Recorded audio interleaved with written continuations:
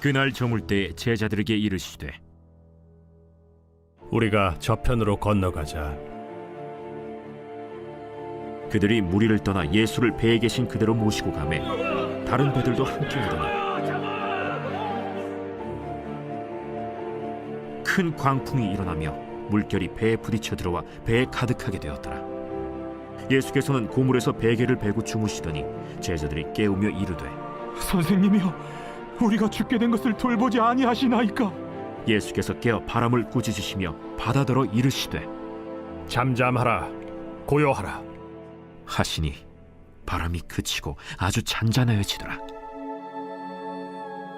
이에 제자들에게 어찌하여 이렇게 무서워하느냐? 너희가 어찌 믿음이 없느냐? 하시니 그들이 심히 두려워하여 서로 말하되 그가 누구이기에 바람과 바다도 순종하는가? 샬롬, 오늘도 말씀과 함께 동행하는 귀한 성도님들을 주님의 이름으로 축복합니다. 말씀이 우리의 힘이며 우리의 능력임을 믿습니다. 오늘도 말씀을 통해 하나님 앞에 나아가며 말씀을 붙들고 흔들리지 않는 믿음으로 나아가게 되기를 소망합니다. 마가복음 4장 35절에는 이렇게 나와 있습니다. 그날 저물 때에 제자들에게 이르시되 우리가 저편으로 건너가자 하시니, 예수님께서 날이 저물 때에 제자들에게 저쪽 반대편으로 넘어가자, 그리고 그곳에서도 우리가 복음을 전하자라고 말씀하셨습니다. 그래서 오늘 본문에서 예수님은 제자들과 갈릴리 호수라는 곳을 배를 타고 건너가고 계셨습니다. 사실 갈릴리 호수라는 곳은 갈릴리 바다라는 표현을 쓸 정도로 광활하고 굉장히 넓은 호수였습니다. 그렇기에 기상 변화에도 예민하고 민감할 수밖에 없었습니다. 그런데 그때 일이 벌어진 것입니다. 바람이 강하게 불고 파도가 높이 일어나기 시작했습니다. 마가복음 4장 37절에는 이렇게 표현합니다. 큰 광풍이 일어나며 물결이 배에 부딪혀 들어와 배에 가득하게 되었더라. 굉장히 짧게 표현했지만 이 표현을 통해 얼마나 긴박한 상황이었는지를 우리는 알 수 있습니다. 상황은 낮이 아니라 밤이었습니다. 지금처럼 전기 시설들이 잘 되어 있지 않을 때라 풍랑이 심한데 불도 없고 아무것도 보이지 않는 막막한 상황 가운데 이들에게는 두려움만 가득한 시간이었을 것입니다. 배는 흔들리고 고요히 생각을 정리할 시간조차 없는데 배에 물이 가득 차기 시작했습니다. 제자들은 급히 예수님을 찾기 시작했습니다. 38절 말씀입니다. 예수께서는 고물에서 베개를 베고 주무시더니 제자들이 깨우며 이르되 선생님이여, 우리가 죽게 된 것을 돌보지 아니하시나이까? 돌보지 아니하시나이까? 예수님, 지금 우리가 죽게 생겼는데 예수님 무엇을 하고 계십니까? 이런 긴박한 상황 가운데 우리가 예수님 말고는 의지할 수 없습니다. 우리가 할 수 있는 것은 다 해봤는데 방법이 없었습니다. 주님, 대체 뭐 하고 계신 거예요? 어쩌면 원망이었을 수도 있고 두려운 마음 가운데 간절함으로 주님께 간구하는 마음이었을 수도 있습니다. 그런데 이때 예수님의 반응이 굉장히 의외입니다. 예수님이 무엇을 하고 계셨나요? 주무시고 계셨습니다. 어디에서? 배의 고물에서. 배의 앞쪽을 이물이라고 하고 배 뒤쪽을 고물이라고 합니다. 그러니까 예수님은 배의 뒤쪽에서 주무시고 계셨습니다. 우리가 모두 죽게 된 이 파도가 치고 물이 들어오는 긴박한 상황 가운데 예수님은 주무시고 계셨다는 것입니다. 모두에게는 긴장과 어려움과 고통과 괴로움과 불안과 염려의 시간이었는데 너무나 평안하게, 너무나 평화롭게 예수님은 주무시고 계신 것입니다.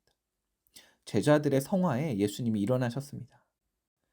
그리고 일어나신 예수님은 무엇을 하셨나요? 바다를 향해 꾸짖으셨습니다. 잠잠하라, 고요하라. 39절 말씀입니다. 예수께서 깨어 바람을 꾸짖으시며 바다더러 이르시되 잠잠하라, 고요하라 하시니 바람이 그치고 아주 잔잔하여지더라. 아주 잔잔하여지더라.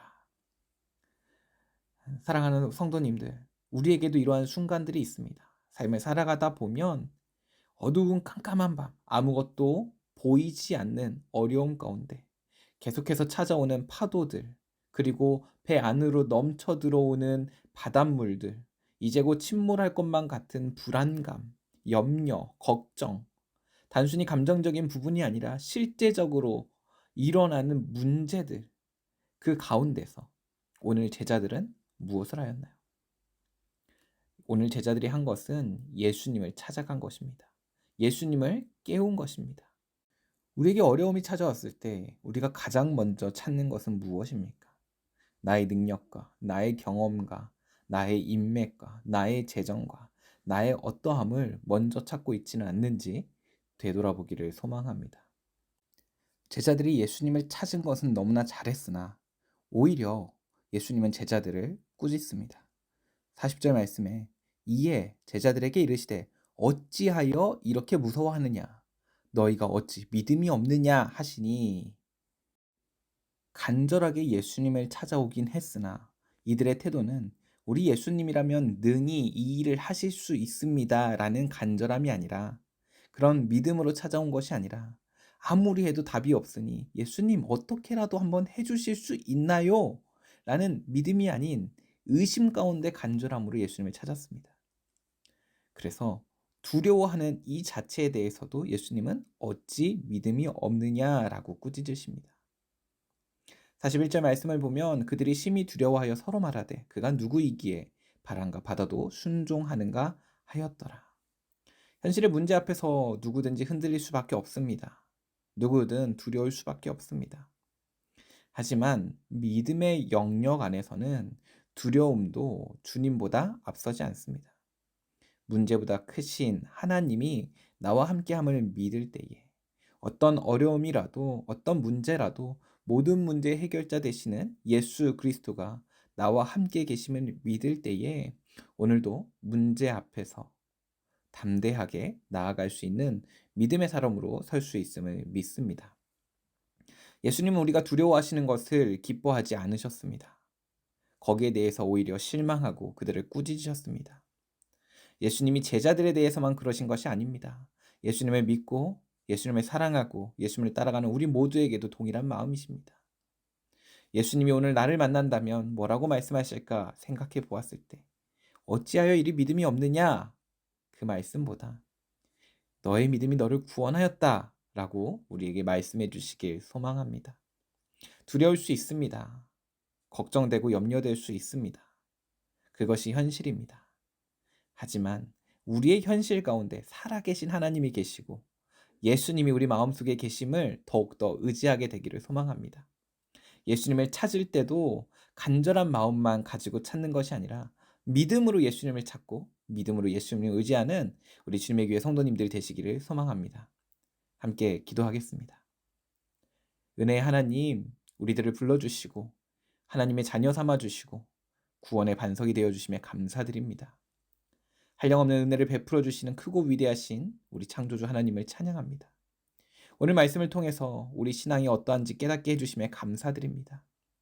문제 앞에서 우리의 염려와 걱정과 불안함으로 하나님이 보이지 않게 될 때에 믿음의 눈을 들어 하나님을 볼 수 있는 영안을 열어 주시옵소서. 우리 마음의 문제보다 크신 하나님을 의지하는 믿음을 굳건히 하여 주시옵소서. 오늘도 하나님께서 베풀어 주신 은혜를 기억하며 하나님 앞에 무릎을 꿇습니다. 더욱더 하나님께 나아가고 하나님을 의지하는 우리가 되게 하여 주시옵소서. 감사드리며 우리 주 예수 그리스도의 이름으로 기도드립니다. 아멘. 오늘 하나님께서 우리에게 주신 말씀을 붙들고 함께 기도의 자리로 나아가겠습니다. 특별히 예배를 위하여 또 24일에 진행되는 유아 유치부의 여름 성경학교를 위하여 함께 기도하겠습니다.